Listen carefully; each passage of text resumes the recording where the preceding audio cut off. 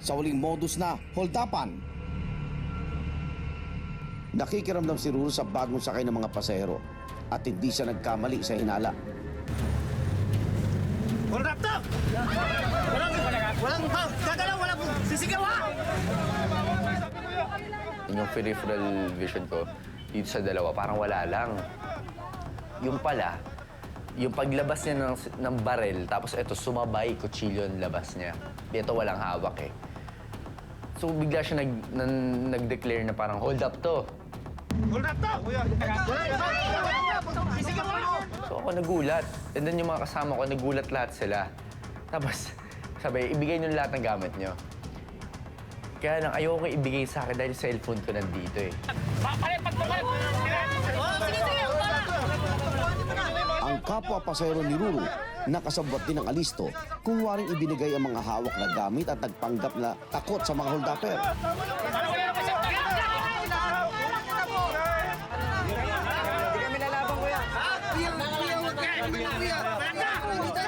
Pero si Ruru pumalag sa kawatan.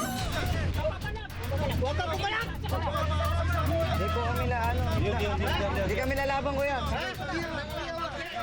Sabi ko parang kaya kong depensahan yung sarili ko dahil nakita ko yung nilabas niyang barel, parang kayang-kaya ko ipagtanggol yung sarili ko. Dahil gano'n eh, paminsan nangyayari sa atin, may mga nang-hold up na parang peke naman yung barel, kaso natatakot tayo. So paminsan dapat matuto rin tayo na parang tumansya kung totoo ba yun o hindi. Bumaba na kayo, bumaba na kayo. Bumaba na kayo. Hindi pwede, sige! Hindi, bumaba na kayo. Bumaba na kayo. Ano? Subukan mo. Hindi, subukan mo.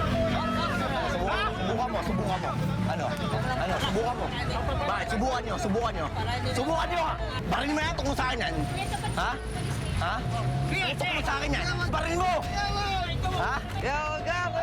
Si Ruru matapang na hinarap ang mga holdapper kahit pa may patalim na hawak ang isa sa kanila. Bumaba na kayo, isa! Isa, bumaba na kayo! Ikaw! Tuto ka! Ha? Ano? Ha? Ano? Ano? Kita, puro ka sigaw, puro ka ano? Ang tagal na nang ilapit sa akin yung kutsilyo. Kasi delikado, pagka ako lumapit sa kanya, pwede ako masaksak bigla.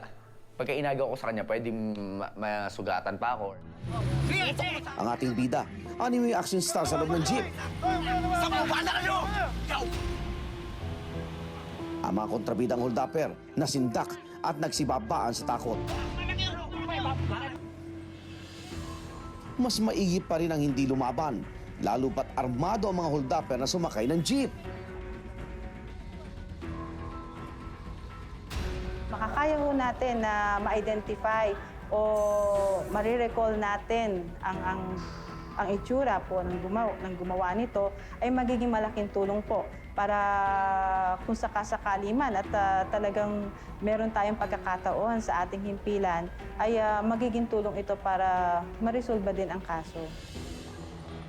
Kahit nakababa na ang mga nagpanggap na holdapper, bakas pa rin kay Ruru ang galit at pagkadismaya. Kunwari, pupunta kami sa pinakamalapit na barangay hall para mag-report. Ay, ka lang ha? Okay lang, okay lang. Wala namang nakuha sa'yo. Wala, sombrero lang. Pati mo yung Alisto tips. Ha? Pati mo ginawa yung Alisto tips natin. Delikado eh. May baril yan, tsaka may kutsilyo eh. O, tsaka halata naman sa forma nila eh.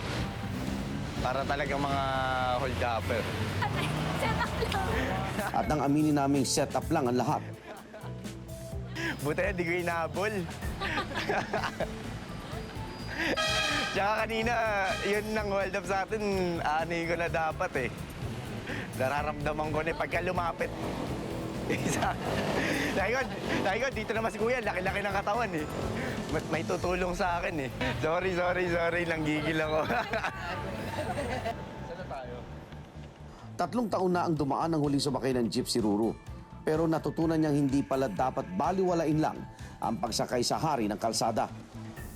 Dati titignan mo muna lahat ng nakasakay doon sa loob ng jeep. And then, the way sila kumilos, dapat nandiyan, naka-focus ka doon. Tapos yung bag mo, yung, kung may mahalaga mong bagay na nandun, iipiti mo na dito sa gitna. Yung mga bagay na parang medyo strange sa'yo, na parang weird, na parang nakikita mo na parang wait, parang weird yung mga kilos niya. Dapat, tignan mo na siya maigi. Mga igan, dahil mabilis kumilot at mapanlansi ang mga kawatan sa jeep, bawal ang tutulog-tulog sa biyahe. Kung sakali namang maipit kayo sa holdapan at armado ang mga kawatan, tansyahin muna ang kakayahan bago lumaban. Bumaba na kayo, bumaba na kayo.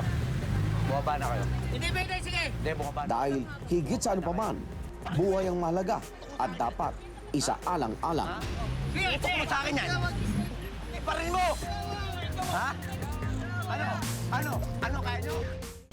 Igan, kung meron kayong video ng modus, aksidente o namang problema may kinalaman sa kaligtasan at seguridad, idulog at ipadala nyo sa aming email address alisto@gmail.com.